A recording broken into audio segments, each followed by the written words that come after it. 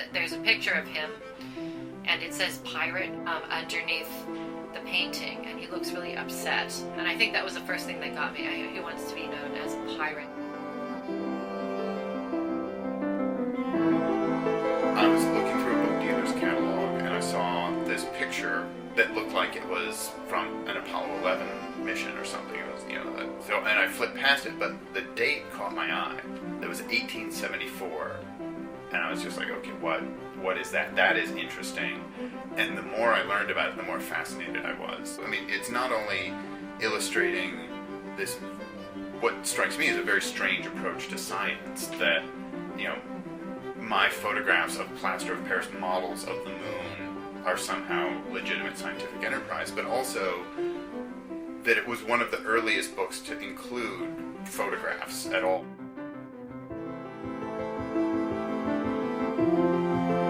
It was just a blast to try and dig up the history around Brown Road, the one I write about in this issue, because only a few people around it know anything. Even people who cross it every day tend to know almost nothing. But with a little digging, you can learn when the road was made, and when it stopped being used, and who owned property along it, and how big their families were, and what they grew on their farms.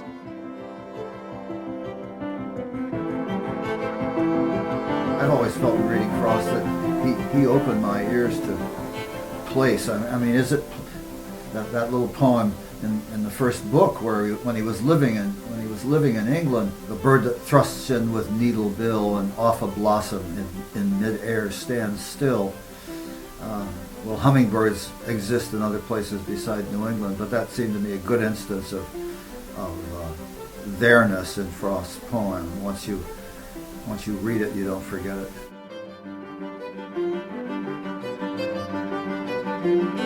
However much some of my ideas may be abstract,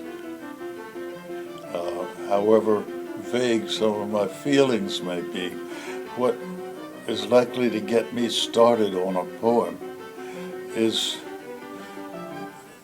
the noticing of some intriguing concrete thing. I can remember observing that given a good puff of wind, one of our maple trees seemed to change color, seemed to veer toward gray. And it was that got me writing one of my poems.